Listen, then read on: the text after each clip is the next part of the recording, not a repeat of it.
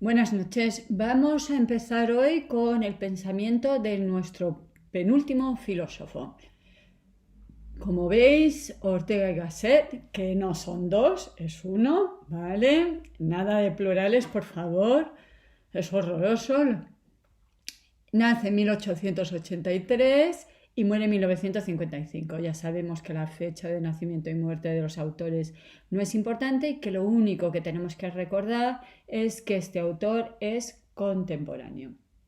Vamos a empezar con la vida, la obra y las fuentes del autor, que ya sabemos que no memorizo, no me lo van a preguntar jamás. Aquí tenemos a nuestro autor en un retrato de Zuloaga. Empezamos con la vida. Pues Ortega y Gasset nace en Madrid y pertenece a una familia burguesa, liberal y muy importante en la época porque eran los propietarios de un periódico, El Imparcial. Y ya veremos que Ortega va a seguir la tradición y escribirá mucho en periódicos. Es la época, y ya lo sabéis por vuestras clases de historia, es la época de la monarquía, de la regencia de María Cristina. Estudia filosofía en la Universidad de Madrid. Sorpresa, y digo sorpresa porque los filósofos hasta ahora que hemos visto no estudian filosofía normalmente. Bueno, o sí estudian filosofía como más y luego se convierten en economistas. O sea que no hace falta estudiar filosofía para ser un gran filósofo. Y al revés, hay gente que estudia filosofía y no son grandes filósofos. Entonces, entre 1905 y 1908, pues va a viajar a Alemania. Ya veremos que tiene mucha influencia de los filósofos alemanes. En 1910 gana la cátedra de Metafísica de la Universidad de Madrid. Cuenta la anécdota, muchas de Ortega, que le presentaron un torero, cuyo nombre no recuerdo, no es importante, y el hijo se presentó como catedrático de metafísica y el torero dijo, tiene que haber gente pato. Pues sí, también hay catedráticos de metafísica. Os recuerdo que Gabilondo es catedrático de metafísica y se dedica a hacer oposición en la Comunidad de Madrid. Y funda el diario El Sol y la revista de Occidente. ¿Vale? Bien. Aquí vemos el lugar donde nació Ortega y Gasset, que está enfrente del Retiro, en el barrio de Salamanca. La regente, María Cristina. La Universidad de Madrid, en aquel entonces, hoy en día es el Instituto de Cardenal Cisneros y por lo tanto la Complutense ya no está aquí, ¿de acuerdo?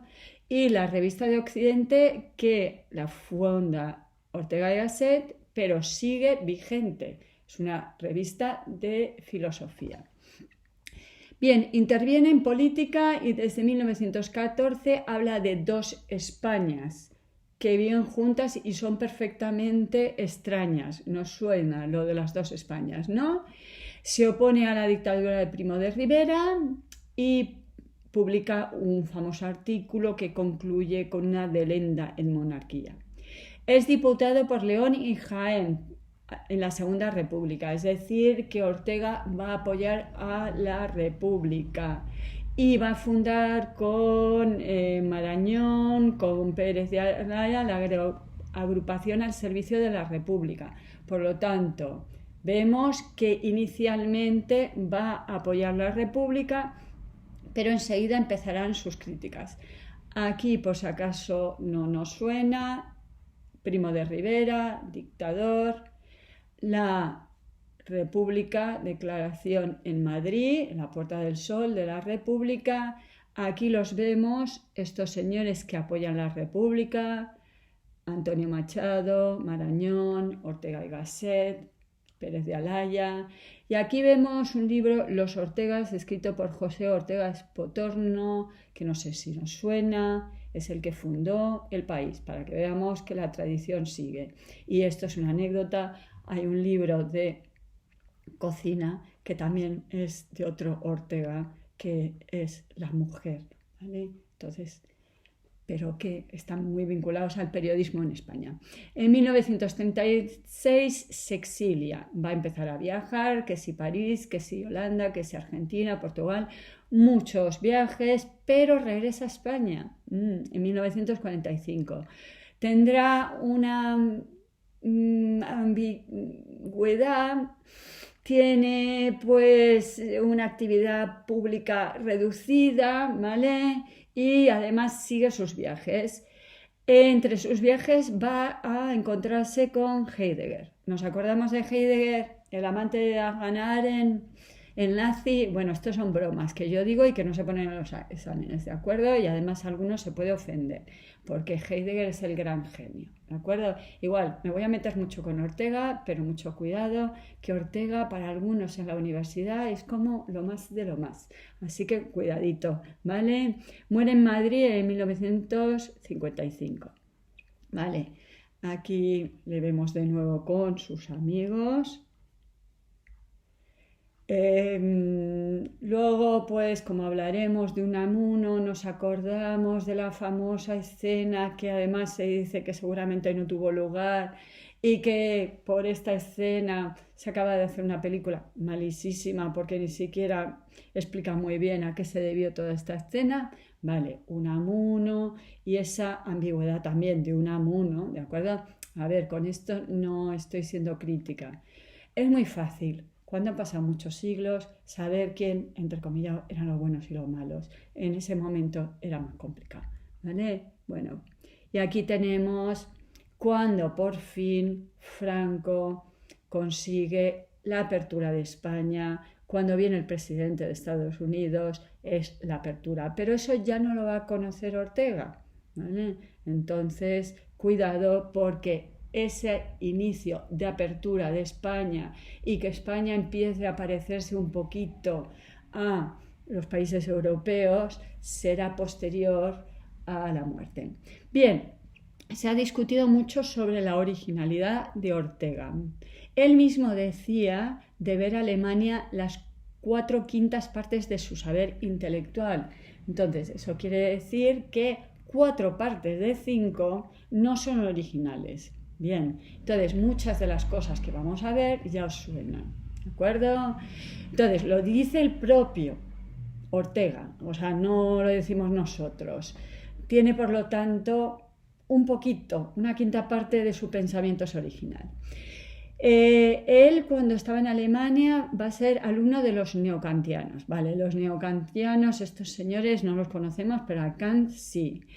Muy importantes son sus fuentes. Por ejemplo, Nietzsche, ¿vale? Nos acordamos de Nietzsche. O Husserl, hablaremos un poquito de la fenomenología. O, por ejemplo, Dilthey, Heidegger mucho, ¿de acuerdo? Entonces, nos encontramos que tiene mucho bagaje de otros autores, ¿de acuerdo? Vamos a encontrar vitalismo, historicismo, existencialismo, ¿vale? Entonces, pero es difícil de catalogarle. Pero Ortega es un filósofo que pertenece a la corriente española, entonces no solo tiene cuestiones que vienen de Alemania y de Francia, sino que también está dentro de las polémicas que había en la época. Por ejemplo, hay que tener en cuenta su relación con Joaquín Costa, con Ramiro de Maeztu, con la generación del 98. Si os acordáis de vuestras clases de literatura os sonará. Y con Unamuno va a tener una fuerte confrontación. Podemos simplificarlo mucho. Unamuno es más nietzscheano que Ortega y Gasset, ¿de acuerdo? Están constantemente discutiendo sobre estos problemas. Bien, mi pintor para ilustrar el pensamiento de Ortega y Gasset es Sorolla. ¿Por qué? Porque los dos son la versión española de algo que acontece en Europa, ¿de acuerdo? Igual que Sorolla, podemos decir, es un impresionista, pero posterior, porque es mucho después, que será el impresionismo en Francia, también Ortega le llega la filosofía con retraso, ¿de acuerdo? Lo que no quiere decir para nada que Sorolla sea un pintor mediocre para nada, ¿de acuerdo? Tiene su característica de ser español y como lo importante para los impresionistas era pintar la luz, él va a pintar justamente la luz, pero la luz española, no esa luz triste, lluviosa del norte de Europa, sobre todo la luz de las playas, ¿de acuerdo? Vamos a hablar del proyecto filosófico. Bien, 3 cuestiones. La primera, se considera que Ortega, además de filósofo, es ensayista y periodista. ¿Por qué? ¿Por qué es ensayista y periodista? ¿Y qué tiene que ver con su proyecto filosófico? A ver, esta es la parte indiscutible de Ortega y es que él pretende renovar España, el ámbito cultural español, y lo hizo. Y lo hizo gracias a su revista y lo hizo gracias a aportar el pensamiento alemán y francés, que no había una tradición filosófica. Si hay una tradición filosófica en España es gracias a Ortega, ¿de acuerdo? Entonces, va a tener una gran actividad de publicista, de divulgador, de traductor, de animar a que los españoles se incorporen a la filosofía, ¿de acuerdo? Entonces tiene mucho que ver su actividad con aquella generación del 14 que lo que pretende es europeizar España.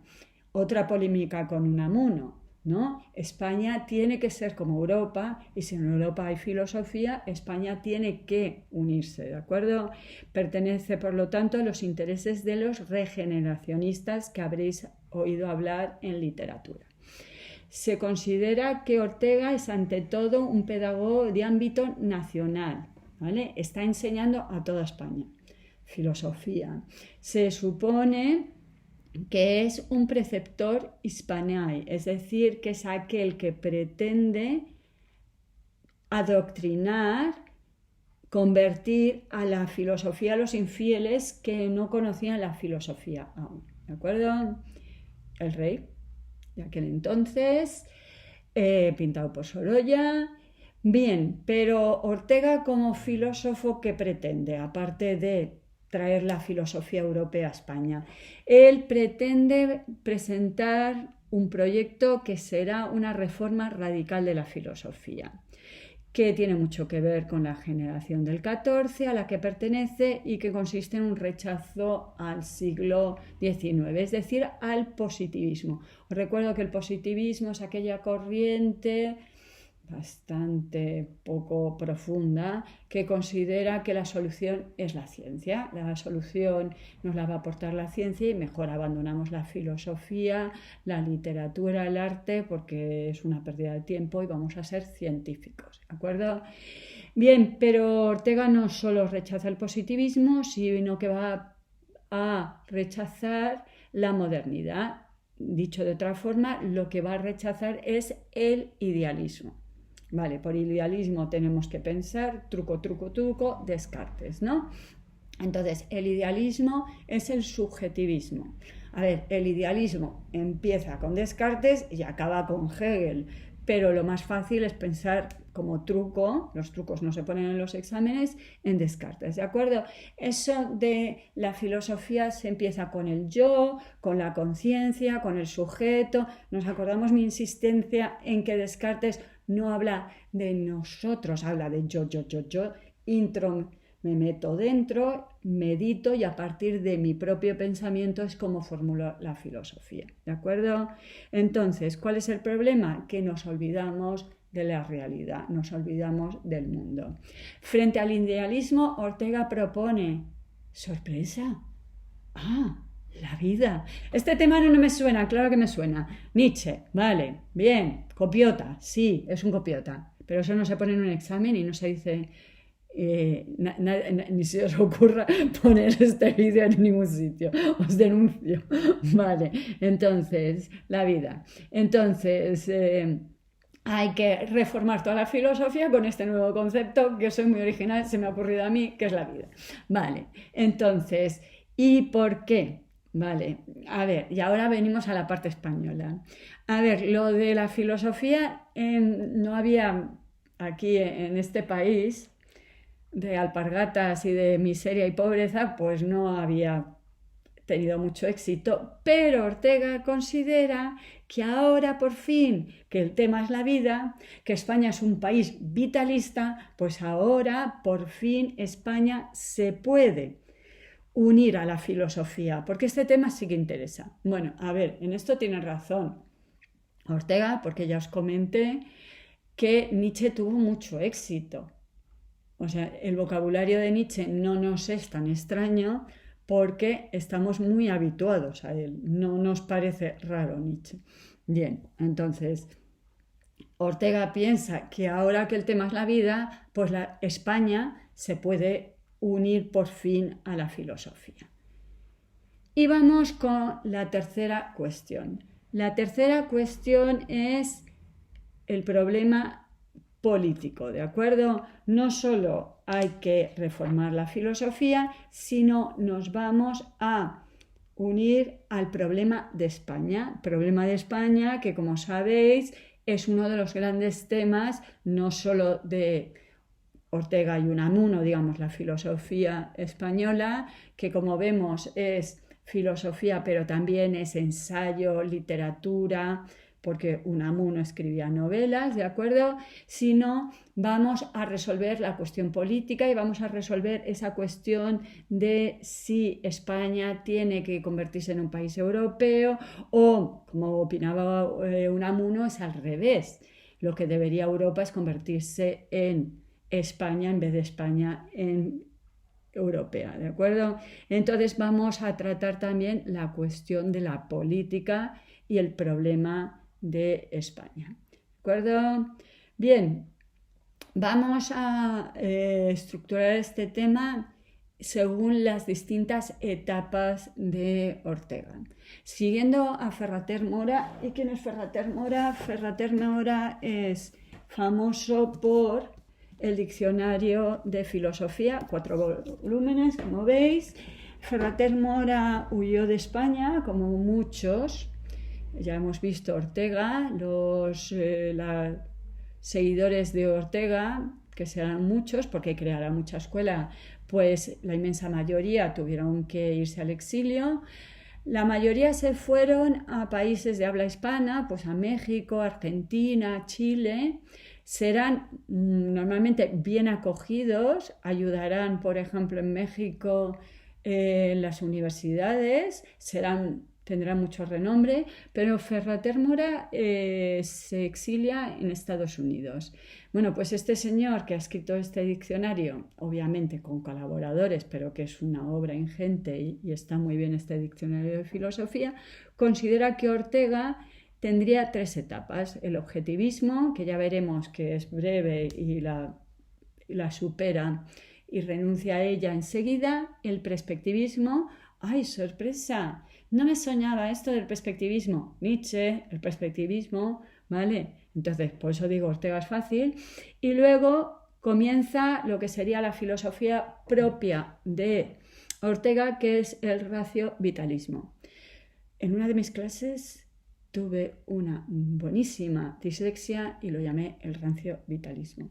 Vale, esto es una broma para ver que Ortega es el vitalismo de Nietzsche, pero suavizado. No vaya a ser, somos vitalistas, pero no demasiado. El vitalista es Unamuno y no estamos dispuestos, ¿de acuerdo? Entonces es un vitalismo light, un vitalismo pero menos extremo, que es que Nietzsche es un poquito exagerado. Ya hemos visto que Nietzsche es el filósofo a martillazos y Ortega no es el filósofo a martillazos, como vamos a ver, ¿de acuerdo? Este tema es introductorio, ya empezamos con el objetivismo el próximo día. Hasta luego.